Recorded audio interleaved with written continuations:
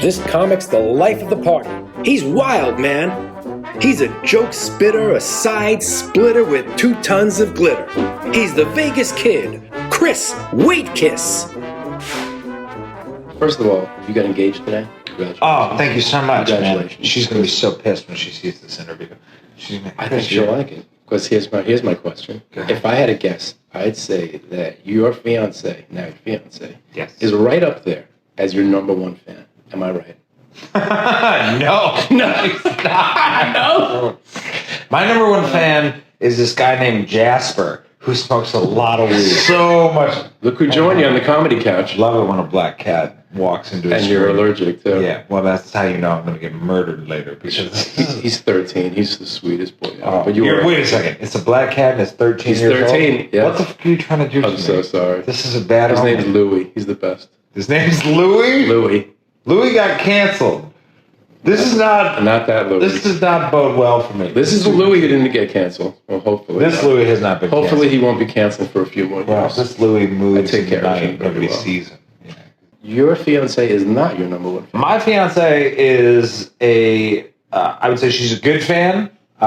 She's not my number 1 fan. My number 1 fan is this guy named Jasper, who he smokes a bunch of weed, and he comes to a bunch of shows, and we only know each other through me doing sets and him enjoying them from the audience. And he comes to a bunch of shows, and he always has different colored hair, and he's a very weird dude. But I love him. I can't get enough of him. He's a very cool guy.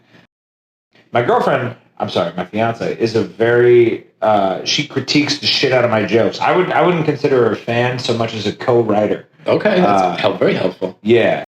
She critiques my jokes and is responsible for half of them because she does a lot of silly shit. That's great. Yeah. I would say she's more part of the act than she is a spectator. Got it. I can relate. I'm what's called a tryhard, which means I really want you to like me. Is that obvious? I really want you to like me. Here's how I found out I was a tryhard. I was 14 years old. I was getting my first physical, or I was about to. We were in the waiting room. I was talking to my mom, and she was like, "Hey, just so you know, they're gonna like tickle your balls and play with your dick and stuff to check for a hernia." I was like, "That's fine." On an unrelated note, I'm gonna head to the bathroom real quick, and I start jerking off because I want to beef my shit up.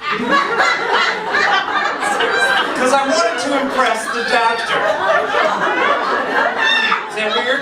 It's not weird. That's good. What was I expecting him to say? I go and I show him like an erect penis, and I'm like, what's he gonna be like? I've seen a lot of dicks in my day, but this one. I've seen a lot of good comedy hosts, but when you host, it kind of feels like one big party. Oh, I love that. Thank you. Is that a question, or you just tell us a Statement. I want you to riff on that. I'm telling you something to catch up your head. But it happens to be true. It's true. Thank you, man. I do appreciate that. I got some advice a couple of years ago about how to host effectively. The best advice that I got was, you have to have the most fun at the party. You represent the party. Makes sense. Yeah. If you're the host of the show, you embody what the show should look like, and then everyone else will follow suit. And it's proven true so far. I look like the cop that you talk to, but when you're ready to start bribing cops. I'm dirty, baby. I'm just saying, like, if I'm undercover and there's coke at the scene, I want to do it. I praised you, now I'll bring you down to earth. High school valedictorian.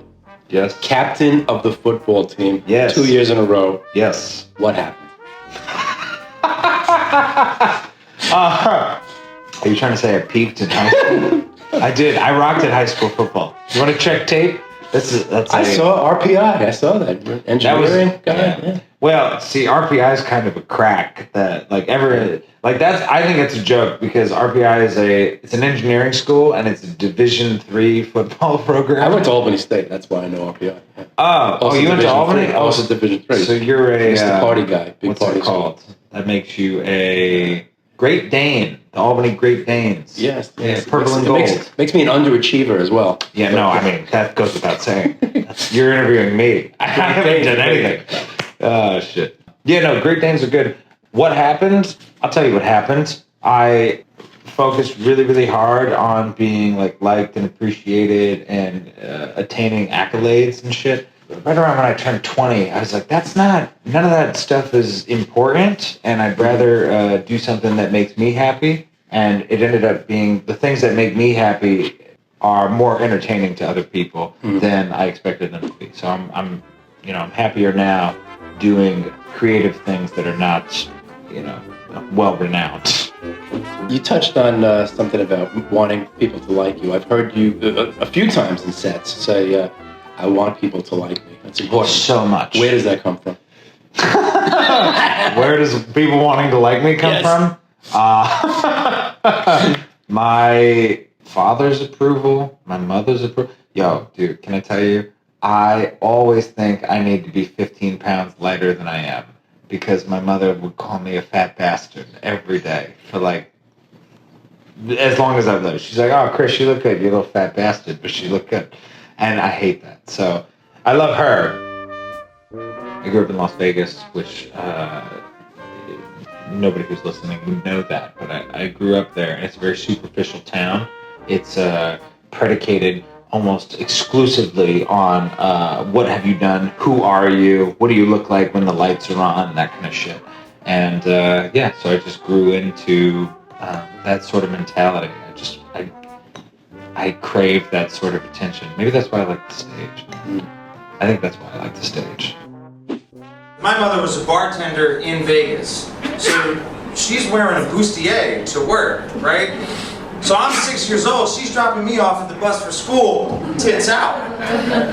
I mean, now she's 55, so it's like tits out and down and to the side a little bit. It's like muffin top for tits. They are big, man. I miss them. What's the dumbest or craziest thing you did as a kid? Dumbest thing I did when I was 8 years old to impress people. They asked me, I was sitting at the bus stop, and there was a can of Coca-Cola, and everybody was like, oh, Chris will drink it. Chris will drink this can of Coca-Cola. It was a 3-day-old can of Coke. There's a bunch of cockroaches in it. And they were like, oh, you won't eat it. I hope there was money involved. Yeah.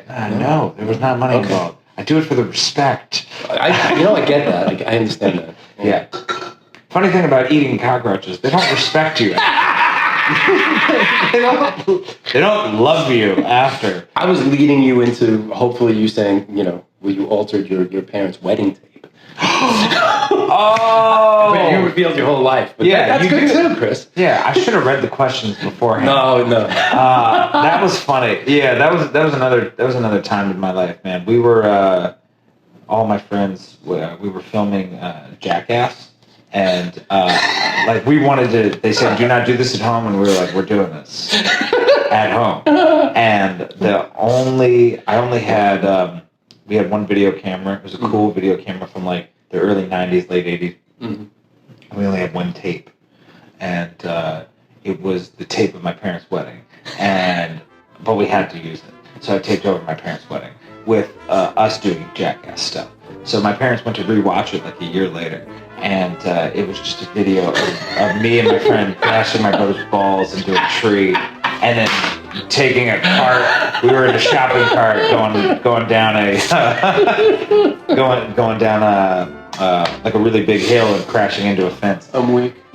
So my mom's a bartender in Vegas. Talk about bringing your work home with you. It was basically whoever tipped the most. I was pissed. Yo, I'm pissed. Oh, was it? It's not like that. Get out of here. Here's the thing. There's one guy who came over, Chef Todd. Fuck Chef Todd. I'm not sure Todd was a chef, okay? I'm not too sure Todd was even a fucking Todd. All I knew was that Todd was a high roller. So that's who I sat next to at Thanksgiving dinner. He was like, "Can you pass me the turkey, Chris?" I said, "Can you even cook a turkey, Todd?" He said, if I give you $100, will you leave me alone? I said, yes, man. That's how it works here. Vegas. I've heard you say repeatedly in some of your comedy sets, I'm dirty, man, I'm dirty. Like, and that's your look. Yeah. And so you got to go with it. But it could be further from the truth. You're like the nicest guy ever. But if you got that look, you got to go for it. Yes. What do you think of that? I think that if you're given a face, you need to tell people that you know you have that face. Mm-hmm. And then if people want to, like, you know, get to know the real you and stick around, then good for them, you know. But everybody, one of the first lessons that I was taught, not that it's a good lesson, but it was a lesson that I was taught, was tell everybody what they think they see, and then tell them who you really are, and then you can break bread. Where do you get your humor from? Where do I get my humor Dad, from? Like where is it? No, dude, so my dad, I called my dad and I was like, hey, I do stand-up comedy now. And he was like, you're not that funny. I Great was support like, system. I was like, oh, shit. Yeah, I get that. I get that too. But then I started doing more shows, and he was like, yeah, it looks good. Comedy's not really my thing. I was like, okay, fine. So it's not from my dad. I do think my dad is very funny. I think my mom's very funny too, but they're both not trying to be intentional. My mother is very blunt, and I like that about her. I hate doing this, but now I'm fucking Mario. I know, or Luigi, I have a green one. Yep. I hate doing that. It took me a while to get here and live on Rainbow Road. I need the hat to do the bit. Whoops. I have this really successful plumbing business, but I'm addicted to mushrooms, so like, can't get enough. Who's Rick Clinton? Rick Clinton. Rick Clinton is my alter ego. He is a bar spitter, a game rapper. He is the best rapper I know, and he shares our complexion. He's like Little Dicky, but better with brown hair. Rick Clinton is me, man. He's my alter ego, man. I rap. I don't like to toot my own horn, man, but I actually think I'm pretty good at it. I really do. I just, I made like 60 or 70 songs in my lifetime, in my little discography. I don't love everything in there, but I'm proud of a good deal of this, maybe like a third of the stuff that I made, and it's good music, man. You know what he has? He says all the things that I would never say. Not the N-word, but like, yeah, I mean, pretty close. He's right there. And that's what I love about him, is just talking about myself. That's so wild to me. Yeah, he's just, he has no fun. As always, Chris, it's been a pleasure catching up with you. Really? Okay. Yes. And we're done. You know that I'm a huge fan. You think so? I know so. I know. Rich, man, thank fan. you so much. I hope I didn't say anything blasphemous. Yo, I'ma do this straight through. I need a quarter for the water of my daughter's dog. That's how I like to talk, cause I'm from New York. And I don't DM my exes cause they love the bark. But show enough, if I see them, then my pants get taut. I'm always like, yo, get your hands up out my pockets. But if you looking right, I might like give you my whole wallet. Smart with the dollar, nah, never said I wasn't that. I am your father, what I say to all the sons I have. My situation growing bigger than I even thought it would. You should get on board, Lord, I keep it awfully hood for a kid with a job and a bankroll. I work on jets, and then I drop singles. They think I'm kinda bold. Yeah, that's from how my nuts dangle. Yo girls pop mollies, my girls pop Pringles. I'll go there like Kanye, I'll chill rap like Jigga. But if you call me a cracker, then I'ma call you a citizen. It's the USA, in your speakers, are you listening? I'm the blood, I'm the sweat that's been glistening for my craft, for that ass. Yeah, for a chicken, man, I'm busy getting busy for my business. I'm a businessman. And if you ask me now, I got a guy for that. Even the stuff I have to do for chicks, I got a guy for that. Wait, hold up, scratch that. I mean, I'll find another rhyme for that. I'm rapping, can't be saving hoes. This is not the time for that. I like to hop on a joint and just say what I think. If I ain't have this outlet, I would have a drink. Another one, another one, another one, another one, another one. Yo, DJ Khaled like my favorite shrink. This a bar session. This is Audi car flexing in a very large section with some hard reference. I come with those. You ain't know that I was checking in to the game and not to play, bro. Ricky came to win. I'm big-headed, calculated, fashion forward, power playing, gin sipper, backpack, bar spitter, about to make it Broadway playgoer. Never get a hangover. I'ma sign my deal and be a brand new chain shower. I'm just trying to eat, homie. Let go my waffle. Sometimes I put the emphasis all on the wrong syllable. Yo, I just lay down bars so I'm not hella bored, and I still might end up being chairman of the fucking board. I dropped the album, then I'm trying to go to Yale though. Like really, I'm a schoolboy. They hollering that they go, Ricky Clinton, they go. A cash cow milking other rappers for they dairy, yo. And people think I probably can't adjust to fame. They like as soon as you get on, your ass is gonna change. I probably whip an ass and I probably do it through multi-lanes. I probably rock some diamonds on my wrist, but I still be the same. Rick Clinton forever. Rick Clinton forever. It's Rick Clinton forever and ever.